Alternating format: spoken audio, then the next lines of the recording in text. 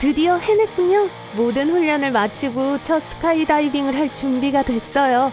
자신감에 가득 차서 3650m 상공에 있는 비행기의 문에 섭니다. 공중으로 뛰어나가지만 마지막 순간에 강사가 무언가를 외치는 소리가 들려요. 낙하산 확인을 안 했어요. 비행기에서 뛰어내렸기 때문에 뭐라고 하는지는 들리지 않고 그의 걱정스러운 표정만 보여요.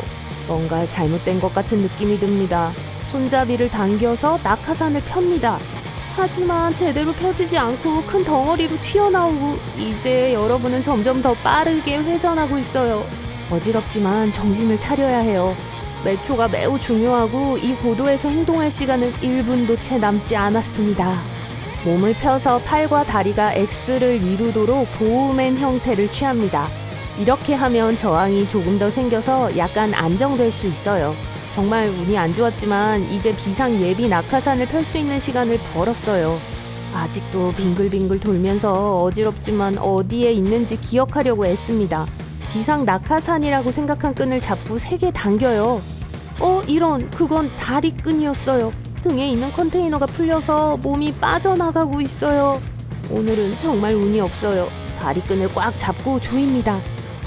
이제 안전조치 절차가 생각났어요. 1단계, 빨간색 손잡이로 주 낙하산을 분리해요.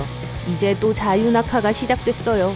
2단계, 이제 은색 낙하산줄 손잡이를 찾아 예비 낙하산을 펴니다. 서둘러야 해요. 땅이 빠른 속도로 다가오고 있어요. 손잡이가 어딨지? 왼쪽 가슴에 있군요. 그걸 힘껏 잡아당겨요. 파박! 낙하산이 튀어나오고 하강하며 브레이크를 사용해요. 이제 안심이 되네요. 숨이 막힐 것 같으세요? 심장이 두근거리세요? 그래요. 마침내 경치를 즐길 수 있어요. 땅에 착륙하기 전에 약 10초 동안요. 살살 발 먼저요. 재밌겠네요. 저도 해볼래요. 언제나처럼 여러분은 계단을 오르는 대신에 엘리베이터를 이용합니다. 엘리베이터가 추락할 확률은 1000만분의 1이에요. 번개에 맞을 확률이 10배 더 높아요. 하지만 오늘은 운이 나쁜 엘리베이터에 탔어요. 5층에서 아래로 내려가면서 도르래 시스템이 고장나서 케이블이 끊어지고 엘리베이터가 떨어지기 시작합니다. 재빨리 등을 대고 누워서 충격으로부터 머리를 보호하기 위해 한 팔을 머리에 두르고 다른 한 팔을 얼굴 위에 올려서 떨어질 수 있는 물체로부터 보호해요. 다리를 적당히 벌려요. 몇 초 후에 있을 충격에 대비합니다. 엘리베이터는 추락했고 온갖 파편이 주위로 떨어져요. 잘했어요. 부상을 피했어요. 하지만 점프해서 충격을 줄일 수 있을까요? 곰곰이 생각해봐요. 너무 일찍 뛰면 하강 속도가 빨라지기 때문에 충격이 더 심해질 거예요. 너무 늦게 뛰면 위로 튀어오르는 속도 때문에 엘리베이터가 멈췄을 때 머리를 부딪히게 될 거예요. 속도에 효과적이려면 정확한 순간에 점프해야 합니다. 강철을 꿰뚫어 볼 수 있는 능력이 없는 한 순전히 운에 달렸죠. 그래서 눕는 방법을 사용하는 것이 좋아요. 행운을 빌어요. 차를 몰고 출근하면서 다른 날과 같이 다리를 건넙니다. 오늘은 평소보다 차가 많이 막히네요. 다리가 삐걱거리기 시작해요. 불행하게도 구조적으로 결함이 있는 다리는 과도한 무게로 무너질 수 있어요. 여러분이 그 위에 있어요. 다리가 강으로 떨어지면 차는 위에 떠오릅니다. 차가 가라앉기 시작하면서 주위에 서서히 물이 차오르고 있어요. 침착하고 심호흡을 하려고 노력하고 있어요. 차가 완전히 가라앉기 전까지 최대 2분 정도 시간이 있어요. 빨리 행동하고 창문을 내려야 해요. 안전벨트를 벗었을 때 창문 위로 물이 올라간 걸 알아차립니다. 창문을 아래로 내리려고 해도 압력 때문에 꼼짝하지 않아요. 기회를 놓쳤어요. 점점 더 아래로 가라앉고 문을 열어야겠다고 생각합니다. 안 그러는 게 좋아요. 그러면 차량이 훨씬 더 빨리 가라앉게 돼요. 게다가 나가는 것이 더 위험할 거예요.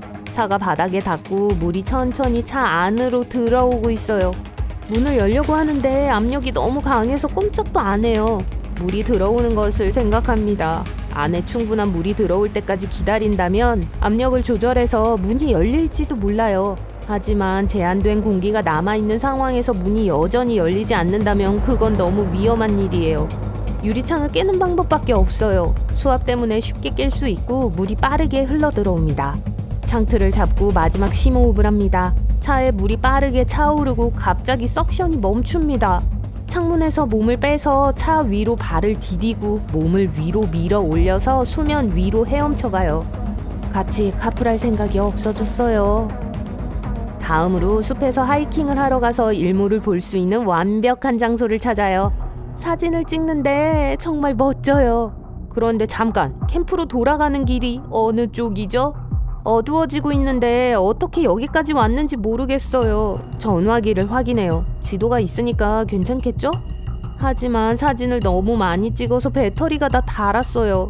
여러분은 혹독한 날씨에 쉴 곳이 없으면 3시간까지 생존할 수 있어요. 물 없이는 3일 동안 살 수 있고요. 음식 없이는 최대 3주예요. 중요한 순서대로 다음 작업을 처리해야 해요. 첫 번째 임무는 대피소를 짓는 거예요. 지붕을 지탱하기 위해 큰 막대기를 나무에 기대어 놓습니다. 그러고 나서 튼튼한 틀로 양쪽에 벽을 2개 만들어요. 숲에는 나뭇잎이 많이 있는데 단열과 보호를 위해 지붕을 나뭇잎 무더기로 덮어요.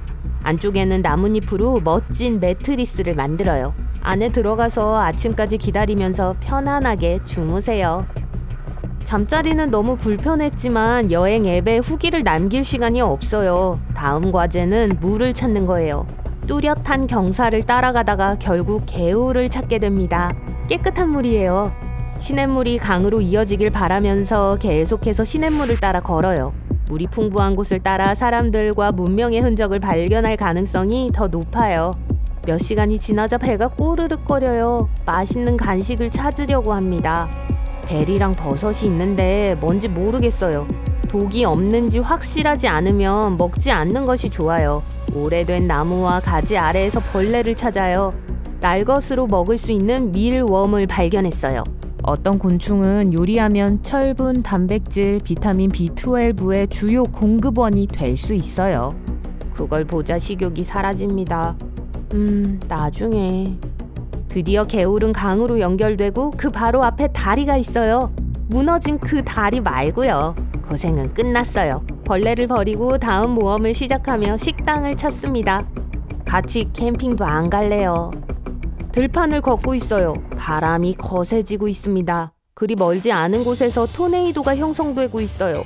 그것으로부터 도망치기 시작하지만 시속 96km로 이동하기 때문에 따돌릴 수가 없어요.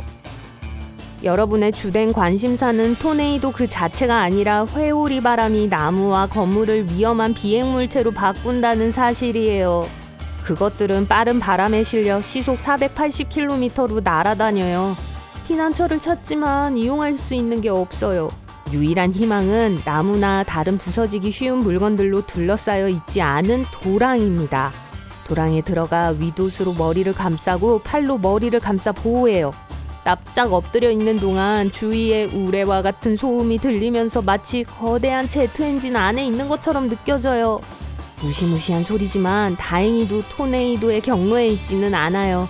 머리 위로 작은 파편들이 내는 휘파람을 부는 소리를 들을 수 있고 많은 파편들이 주위에 쿵쾅거리며 충돌하지만 다행히도 피해갑니다.